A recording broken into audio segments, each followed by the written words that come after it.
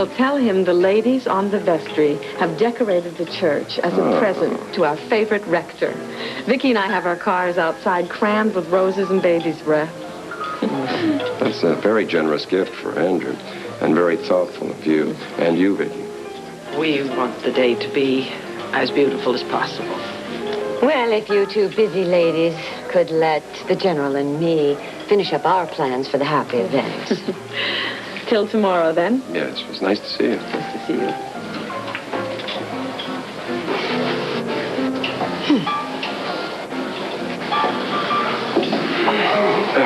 Well, as I was saying before the vestry interrupted. Yes, you had some good news. Well, I hope you'll think it's good. I'm coming to the wedding after all. Well, Dorian, that's wonderful. Well, there was something I heard in your voice last night when you were talking about the time you'd lost, that you should have shared with your son William before he died. It was then that I realized I shouldn't waste those opportunities that are given me. Tomorrow? Like if she were in Landview right now, she'd be giving me grief about... First, a wedding where the best man is even more handsome than the groom.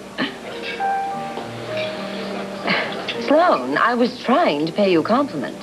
Oh, I'm sorry. I had a call from my broker this morning. He asked me to call him, and I haven't been able to reach him, and I can't imagine what he wanted. Well, why don't you try again?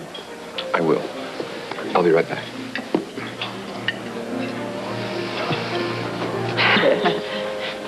Excuse me. Well, Sloan and I were talking just now about how thoughtful it was of you folks to decorate the church for Andrew's wedding. Andrew and Cassie are lovely young people, and we're happy to do it. Well, that's certainly one less problem for Sloan and me to worry about. We've just been so busy with planning. Yes. You look a little peaked. The General does tend to keep me up, like he did last night. We were doing this and that until the very wee hours. Does this have some point to it, Dorian? You tell me. Does the fact that Sloan and I are together ruffle your matronly feathers? Hard as it may be to believe, I do not follow your every movement with the kind of breathless fascination that you might wish. I am not in the least bit interested in how very late you stayed up last night with Sloan, or Jason Webb, or the Landview High School marching band. That does strain my credulity, Viki, just a bit. I mean, after all, you must have some feelings left for Sloan, given the good friends you were for a few shining hours. To hurt a supposed rival. And I would. Well, what do you call what you do? I'm just telling you the way things stand. Or in your case, fall. Since you have once again thrown yourself at somebody who does not reciprocate your feelings, not, of course, that you would notice, you are so pathetically grateful not to have been kicked aside. You know, Dorian, you have the most remarkable talent for picking men, young and old, who are either naive or kind enough not to treat you as you deserve to be treated. And even Sloan, kind as he may be, he might eventually tell you what he really thinks of you once he finds out how you've been throwing his name around at everyone. And just what should I be throwing? This? My goodness, what happened? Viki, are you all right?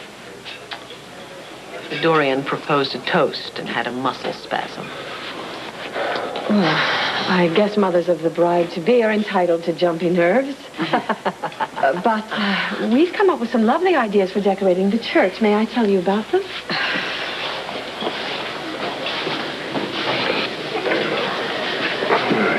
Lord. I'm all right. Are you sure? Yeah. I'm a little damp and a little angry, that's all. Did Dorian's muscle spasm have something to do with me? She took offense to a certain remark I made. It's a misunderstanding. Well, I'd hate to see what a genuine fight between you two would look like. Once again, I've misjudged the time, and I'm late. I have to go find Virginia. I promised Clint I'd be at the office in 10 minutes. Thank you. For what?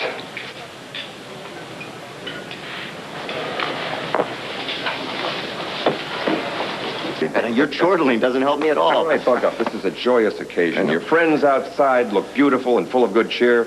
Everyone looks very much in love.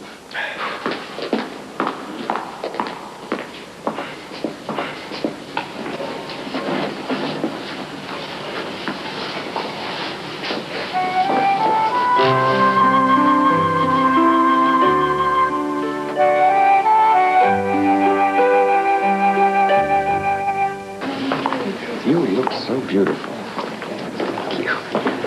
Thank you. I must say I'm very happy to be able to share this wonderful day with Andrew because he's given me a great deal. I woke up this morning thinking of Princess Grace.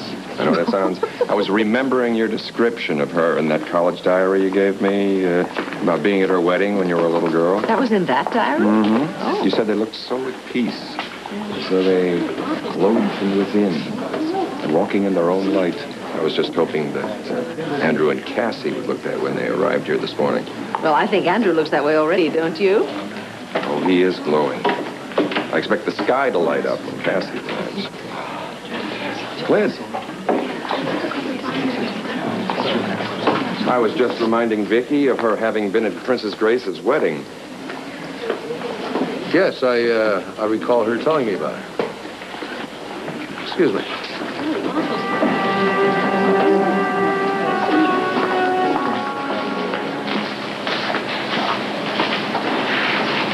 You all right? Yeah, I'm fine.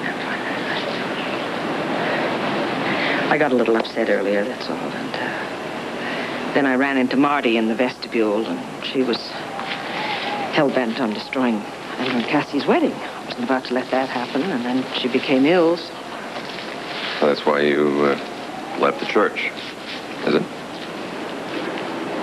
yes, sure.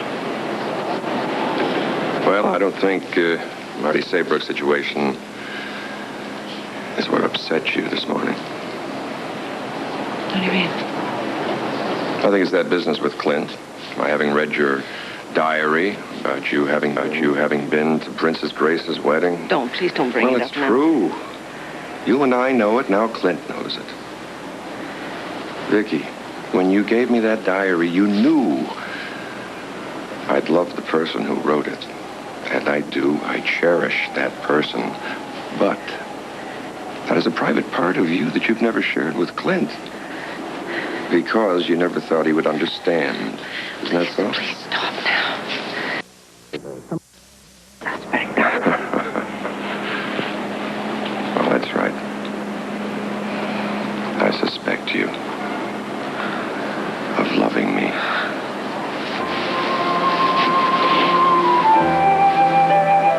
You do, don't you? You love me, don't you?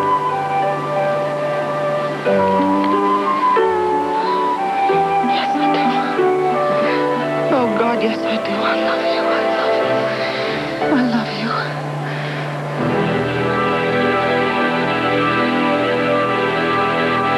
I have waited so long for you to say that you love me. I shouldn't have said it. I had no business saying it. You have made me very happy. Don't, please don't. Because what I feel and how I spend the rest of my life, they have to be two separate things now. I have a husband, I have a family, and what we're doing is playing with fire.